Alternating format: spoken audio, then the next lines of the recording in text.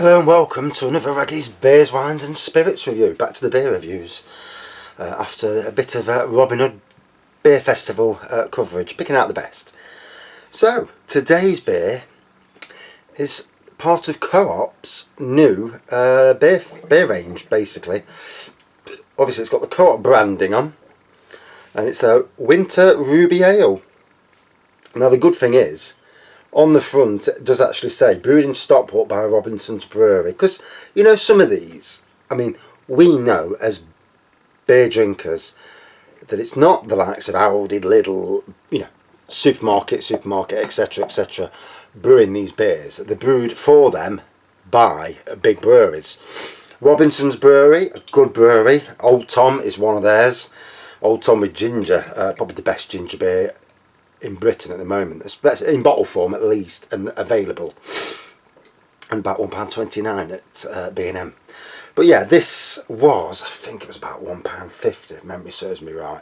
A 4.2% Ruby Ale, Ruby Red Ale with toffee and malt notes coming through the rye and pale malts. So let's give it a blast. And if I sound bunged up, I've got bloody cold. I thought I'd got rid of it, but I'm all bunged up now. I had a sore throat the other night, and I'm also absolutely shattered. I've had 2 nights where I've had little to no sleep, and I'm dead on my feet. And it's Saturday night, so I don't want to be bloody going to bed early.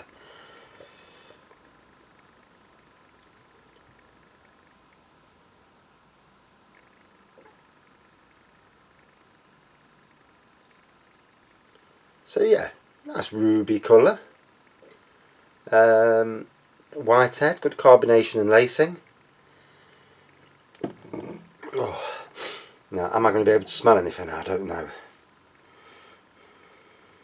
Oh yeah, lovely malt aroma to it. Toffee, I'm not so sure about the toffee. All I can smell is the malt. But got cold, got a bunged up nose, so, or a runny nose rather.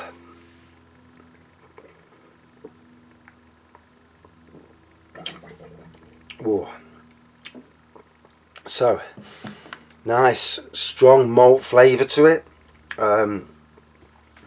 Certainly do get the whack of malt. Reminds me of a more traditional beer, similar in some ways to the likes of a Hobgoblin, but not quite got the Hobgoblin's complexities, i.e. the banana.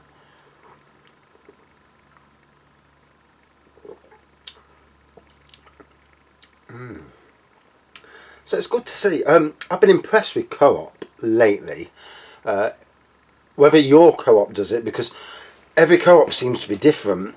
We've got one in Nottingham at Bestwood Park, and that's Scruffy Co-op as well. And they've got the local range of beers, and it's great. It's great to be able to get your local beers without having to traipse to each brewery. And yet, a new one opened up in another area in Nottingham. It had no beers, no local beers at all. So I think it depends on the Co-op itself.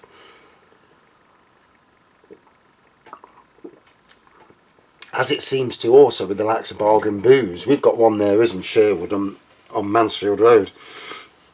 And their range of beers is exceptional. Every time I go in, there's a beer I've never seen before. And yet I've been in other Bargain Boozers and the range is crap. So God knows if it's the case that the person owning that shop, because they're franchise shops they are, is a bit of a beer fan and tries to get as many in as possible, which I think is fantastic. If I had the money to have my own beer shop, I would 100% get as many beers as possible. Try not to go for the expensive beers because they might not sell. Obviously go for stuff with a good date on it, and let people know, get it out there that you've got loads of beers.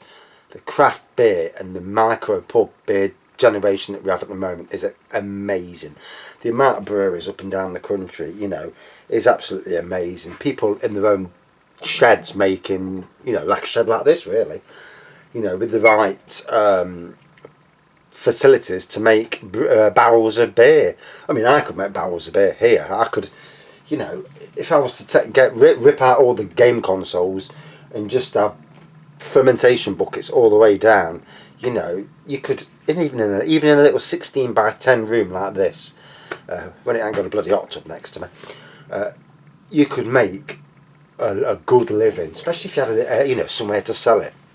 And it was good beer in the first place. I mean, you use the best beer kits, the St. Peter's beer kits, the Bulldog beer kits.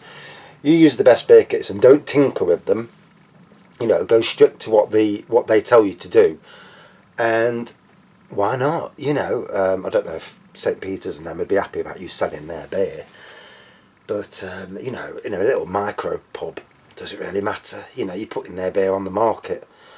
Interesting concept, though.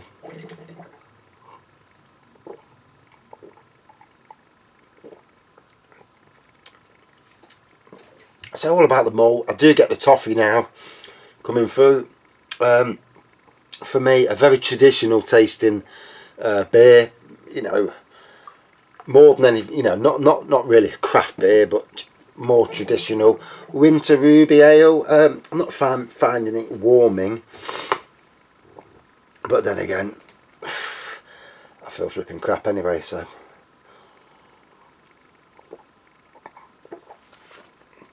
Now, one of the beer groups I frequent today, someone's posted a picture in Boys, the range of shops, because for homebrewers, you're either stuck to go into a homebrew store, either on the internet, or if you've got one local. We haven't got any local anymore, not in this side of Nottingham anyway. We used to have one at Bulwell, but it wasn't that great. You used to be able to get homebrew kits from Morrison's, and some good kits as well, and they stopped doing it, sadly. None of the other supermarkets do it, and I feel that it's an area that they could lose a few plimps to. I mean, the likes of Tesco's are getting rid of areas now on their rows and having empty plimps with nothing on, so they can put the rollers in, and that to me is wasted space. You could put homebrew on there, but anyway. Morrison's used to do it, they've stopped doing it.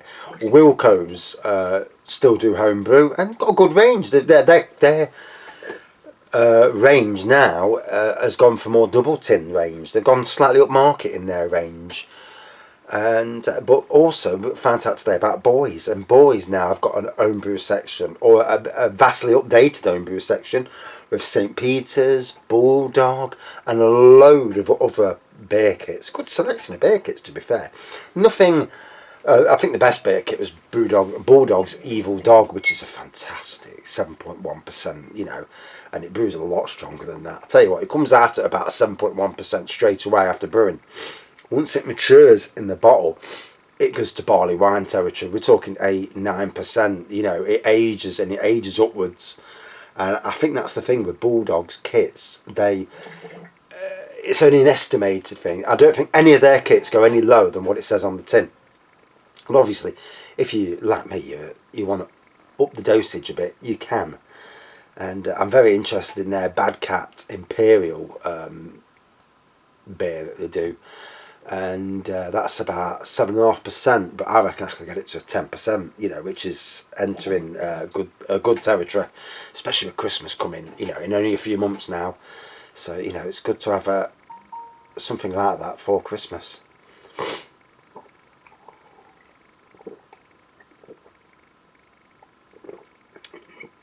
Oh.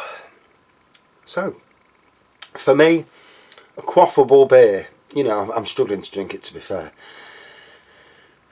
Flipping those colds this time of the year.